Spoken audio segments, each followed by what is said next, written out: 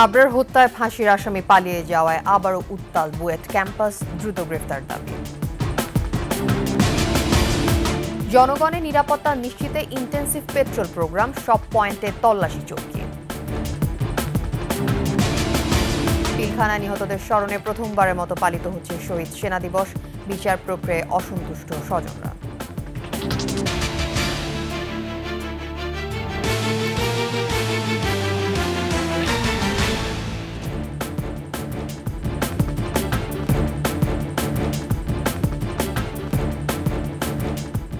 শুনছিলেন সংবাদ শিরোনাম। আমন্ত্রণ ২১ সংবাদে আপনাদের সাথে থাকছে মিতা সিমা ফিফা।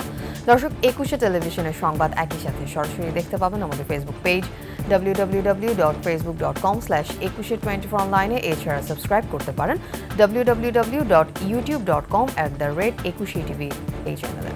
সংবাদ আরো থাকছে।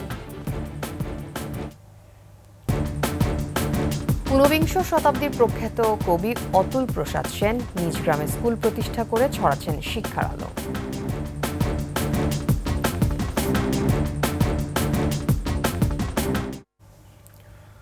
আবরার হত্যায় ফাঁসির আসামি মুনতাসির আল জেমির পালিয়ে যাওয়ার প্রতিবাদে আবারও উত্তাল বুয়েট ক্যাম্পাস। ২০১৯ সালের ৬ অক্টোবর বুয়েটের শেরে বাংলা হলে বুয়েট শিক্ষার্থী আবরারকে পিটিয়ে হত্যা করে ছাত্রলীগ কর্মীরা, যাদের একজন মুনতাসির আল জেমি। সোমবার রাতে প্রতিবাদ মিছিল বের করে বুয়েট শিক্ষার্থীরা। এ সময় তারা বলেন, স্বরাষ্ট্র মন্ত্রণালয় ও জেল কর্তৃপক্ষ কোনোভাবেই এই দায় এড়াতে পারে না। রিপোর্ট সিরাত আল মুস্তাকিমের। ২০১৯ সালের ৬ অক্টোবর বুয়েটের শেরেবাংলা হল থেকে আবরার ফাহাদের মরদেহ উদ্ধার করা হয়। সিসি ক্যামেরা ফুটেজে দেখা যায়, প্রথমে হলের ২০১১ নম্বর ও পরে ২০০৫ নম্বর রুমে নিয়ে নির্যাতনের পর টেনে হেঁচড়ে আবরারকে সিঁড়ির পাশে নিয়ে আসে ছাত্রলীগ কর্মীরা। ততক্ষণে প্রাণ হারান আবরার। এ ঘটনায় তার বাবা চকবাজার থানায় হত্যা মামলা করেন। মামলাটি তদন্ত করে বুয়েটের ২৫ জন শিক্ষার্থীর বিরুদ্ধে আদালতে অভিযোগপত্র দেয় পুলিশ। মামলায় ২০ জনকে মৃত্যুদণ্ড ও ৫ জনকে যাবজ্জীবন কারাদণ্ড দেওয়া হয়, যাদের একজন এই মুনতাসির আল জেমি। ফাঁসির দণ্ডের ডেথ রেফারেন্স শুনানিতে জানা গেল সে আর জেলেই নেই, পালিয়েছে ৬ আগস্ট কাশিমপুর কারাগারের কন্ডেম সেল থেকে। ফাঁসির আসামি জেমি জেল থেকে পালানোর প্রতিবাদে সোমবার রাতে মিছিল করে বুয়েট শিক্ষার্থীরা। পরে সেটি ঢাকা বিশ্ববিদ্যালয়ের রাজু ভাস্কর্যে গিয়ে শেষ হয়। এ সময় শিক্ষার্থীরা বলেন, অবিলম্বে জেমিকে গ্রেফতার এবং এ ঘটনায় কারা জড়িত তাদেরকে শনাক্ত করতে হবে। একজন ফাঁসির দণ্ডপ্রাপ্ত আসামি কন্ডেম সেল থেকে পলায়ন করলে তা আমাদের দেশের নিরাপত্তা ব্যবস্থাকে প্রশ্নবিদ্ধ করে। কারা কর্তৃপক্ষ ও স্বরাষ্ট্র মন্ত্রণালয় এই ব্যাপারে নিজেদের দায় কোনোভাবেই এড়াতে পারেন না।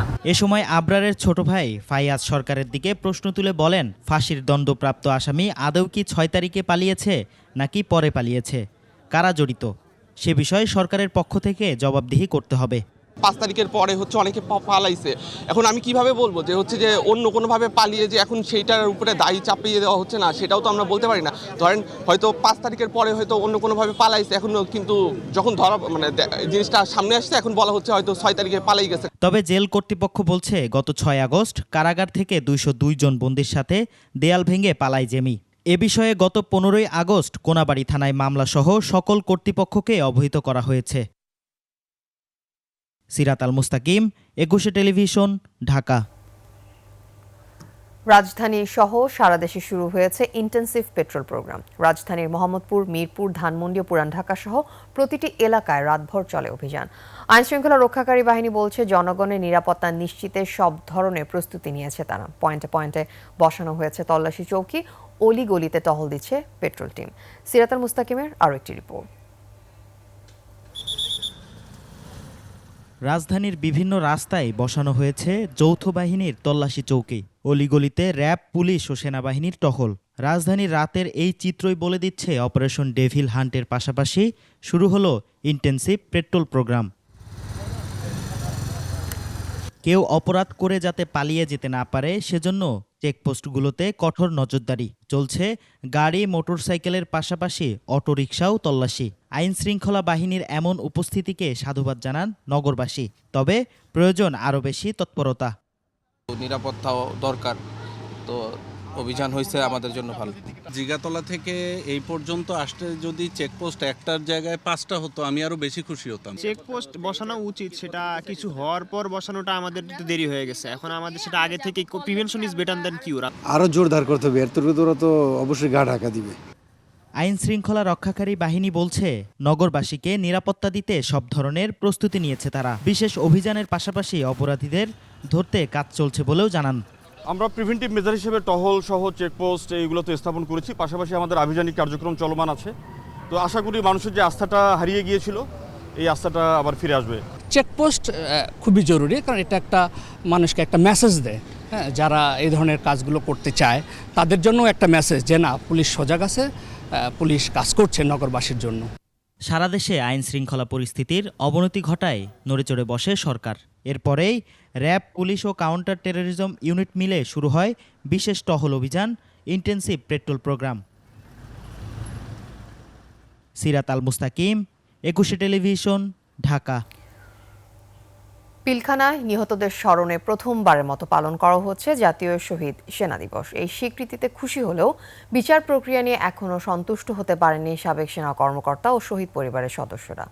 রাষ্ট্রীয়ভাবে শহীদের স্বীকৃতি আবেদন জানিয়েছেন তারা। রিপোর্ট মানিক শিকদারের। 2009 সালের 25 ফেব্রুয়ারির সকালটি ছিল দেশের ইতিহাসে একটি কালো দিন। দুদিনের ভয়াবহ নৃশংসতায় স্তম্ভিত পুরো জাতি। কার ইশারায় কি কারণে 57 সেনা কর্মকর্তা সহ 74 জন প্রাণ হারালো তা এখনও স্পষ্ট নয়। অন্তর্বর্তী সরকার দায়িত্ব নেয়ার পর পিলখানা হত্যা ও বিচার নিয়ে নতুন করে আলোড়ন সৃষ্টি হয়। ভুল বিচারে দীর্ঘদিন ধরে যারা কারাগারে ছিলেন তাদেরও মুক্তি দেয়া হয়। এ নিয়ে নিহত সেনা পরিবারের মাঝে মিশ্র প্রতিক্রিয়াও আছে বলে জানান বর্ডার গার্ডের চিফ প্রসিকিউটর। ওই নিহত পরিবারবর্গ তারা নিশ্চয়ই সঠিক বিচারের কিছু অংশে সেটা হয় নাই, মৃত্যুদণ্ড হয়েছে, তারা অবশ্যই সন্তুষ্ট, কিন্তু খালাসপ্রাপ্ত হয়েছিল তার বিরুদ্ধে তাদের ক্ষোভ ছিল। 25 ফেব্রুয়ারি জাতীয় শহীদ সেনা দিবস হিসেবে ঘোষণা করে এবার প্রথমবারের মতো দিবসটি পালন করায় খুশি সেনা সদস্যরা।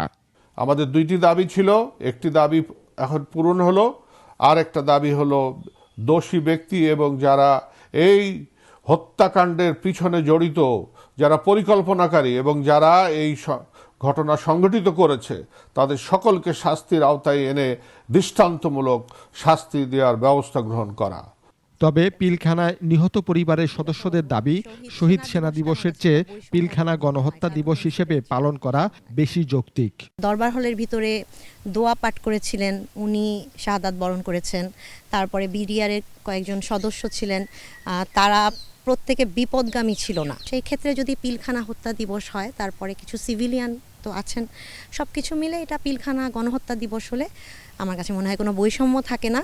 পিলখানায় সেদিন যারা প্রাণ হারিয়েছেন তাদের রাষ্ট্রীয়ভাবে শহীদের মর্যাদা দেওয়ার আবেদন ভুক্তভোগী পরিবারের। আমাদের প্রত্যেকটা অফিসারকে যেন শহীদের মর্যাদা দেওয়া হয়, গেজেট করে যেন শহীদের মর্যাদা দেওয়া হয়। মানিক শিকদার, 21 টেলিভিশন, ঢাকা।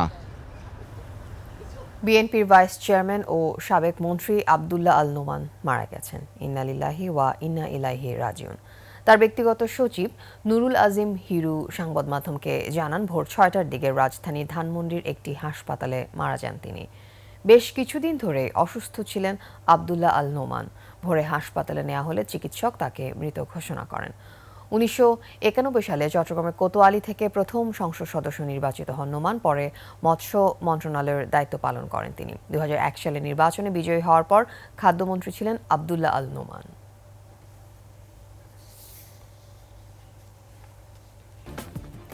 ম্যাথ শিক্ষার্থীদের বিএমডিসি থেকে নিবন্ধন দেয়া বন্ধ সহ অযৌক্তিক দাবির বিরুদ্ধে মশাল মিছিল করেছে টাঙ্গাইল মেডিকেল কলেজ শিক্ষার্থীরা। রাতে টাঙ্গাইল মেডিকেল কলেজ চত্বর থেকে মশাল মিছিল নিয়ে বিক্ষোভ করে তারা। শিক্ষার্থীদের অভিযোগ, দীর্ঘদিন ধরে বিভিন্ন মেডিকেলে ম্যাথ শিক্ষার্থীদের চিকিৎসক পদবি ব্যবহার নিয়ে আন্দোলন সংগ্রাম করছে। তারা বলছে, মেডিকেল শিক্ষার্থীরা কষ্ট করে পড়াশোনা করে, কিন্তু এসএসসি পাশ করে ম্যাথসের শিক্ষার্থীরা চিকিৎসক সেজে বসে আছে। এসব নৈরাজ্য বন্ধের দাবিও জানায় তারা। এমবিবিএস ও বিডিএস ছাড়া চিকিৎসকের স্বীকৃতি দেওয়া বন্ধ সহ 5 দফা দাবি মেডিকেল শিক্ষার্থীদের।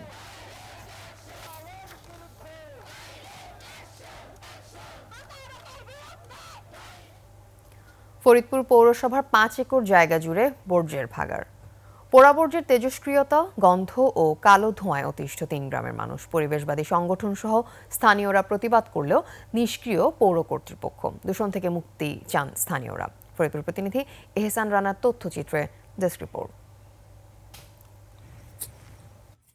মাঝে মাঝেই এমন আগুন জ্বলতে দেখা যায় পৌরসভার বর্জ্য প্রক্রিয়াকরণ এলাকায়। এতে তেজস্ক্রিয়া ও কালো ধোঁয়ায় বিরূপ প্রভাব পড়ছে কয়েক কিলোমিটার এলাকা জুড়ে। ক্ষতির শিকার হচ্ছেন প্লান্টের উত্তর অংশের 3 গ্রাম সহ নদীবন্দর এলাকার বাসিন্দা ও ব্যবসায়ীরা। শ্বাস নিতে কষ্ট হয়, চোখ পুরে গন্ধতে সব মনে করেন যে ক্ষতি হয়ে যেতেছে আমাদের। নিঃশ্বাসের ধোঁয়ায় আমার এলাকার লোকজন অনেক অসুস্থ হয়ে গেছে। অলরেডি 2 জনকে হাসপাতালে ভর্তিও করছে। দিনের সেরাইতেই বেশি গন্ধ। অপরিকল্পিত উপায়ে বর্জ্য পোড়ানো পরিবেশের জন্য মারাত্মক ঝুঁকিপূর্ণ বলে পরিবেশ অধিদপ্তর বলছে। পৌর কর্তৃপক্ষের সাথে আলোচনা করা হবে। পরিবেশ সম্মতভাবে ব্যবস্থা করার কথা, কিন্তু তা না করে যেভাবে আগুন দিয়ে পোড়ানো হচ্ছে, আমি সংশ্লিষ্ট যারা এই কাজে জড়িত তাদের সবার সাথে কথা বলে আমি এই বিষয়টা সমাধান করার চেষ্টা করব। তবে এ নিয়ে ক্যামেরার সামনে কথা বলতে রাজি নন পৌরসভার প্রশাসক, স্থানীয় সরকার বিভাগের উপপরিচালক Chowdhury Roushan Islam. Khurshid Alam, desk report, 21 television. মোদের গৌরব মোদের আশা, আমরি বাংলা ভাষা গানের অমর স্রষ্টা ও ঊনবিংশ শতাব্দীর প্রখ্যাত কবি, সাহিত্যিক, গীতিকার, সুরকার, গায়ক ও সঙ্গীতজ্ঞ ছিলেন ব্যারিস্টার অতুল প্রসাদ সেন। জন্মের পর অধিকাংশ সময় ভারতের লখনৌতে কাটালেও ভুলে যাননি নিজ গ্রাম ও গ্রামের মানুষকে। এলাকাবাসীর মাঝে শিক্ষার আলো ছড়িয়ে দিতে পিতা ও পিতামহের নামে প্রতিষ্ঠা করেন বিদ্যাপীঠ, যা এখনও তার স্মৃতি বহন করছে। শরীয়তপুর প্রতিনিধি আবুল বাশারের তথ্যচিত্রে ডেস্ক রিপোর্ট।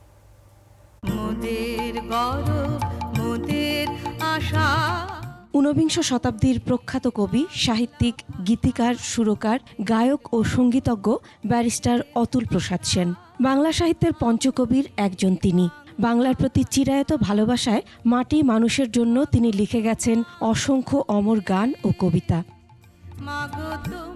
অতুল প্রসাদ সেনের পৈতৃক বাড়ি শরীয়তপুর জেলার নড়িয়ার মগর গ্রামে। 1871 সালের 20 অক্টোবর ঢাকায় জন্মগ্রহণ করেন। জন্মের পর অধিকাংশ সময় ভারতের লখনৌতে কাটালেও ভুলে যাননি নিজ গ্রাম ও মানুষকে।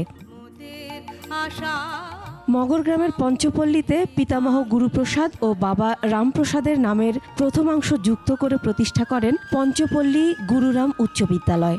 নিজ গ্রামের মানুষকে অন্ধকার থেকে শিক্ষার আলো ছড়িয়ে দিতেই তার এই উদ্যোগ, যা এখনও তার স্মৃতি বহন করে যাচ্ছে।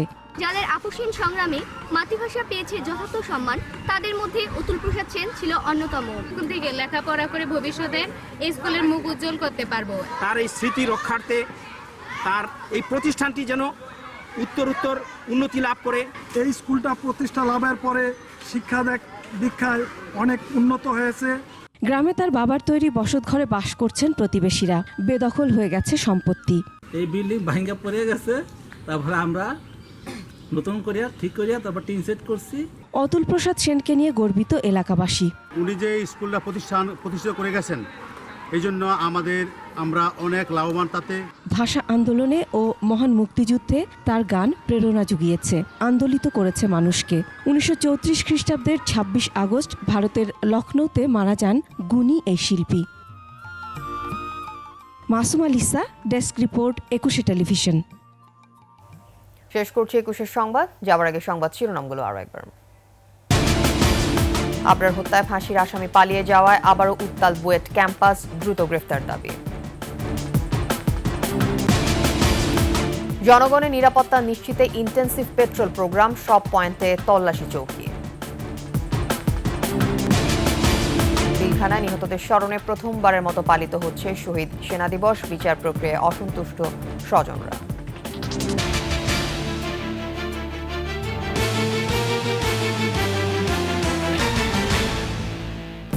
সর্বশেষ খবর জানতে ডায়াল করুন 2021 নম্বরে, ভিজিট করুন 21-tv.com এই ওয়েবসাইটে। এছাড়া ফেসবুকে লগ ইন করতে পারেন www.facebook.com/2124 অনলাইনে। এছাড়া সাবস্ক্রাইব করতে পারেন www.youtube.com/21tv এই চ্যানেলে। এতক্ষণ সাথে থাকার জন্য ধন্যবাদ। আমাদের পরবর্তী সংবাদ বেলা 11টায় দেখার মতন রইল। 21-এর সাথে।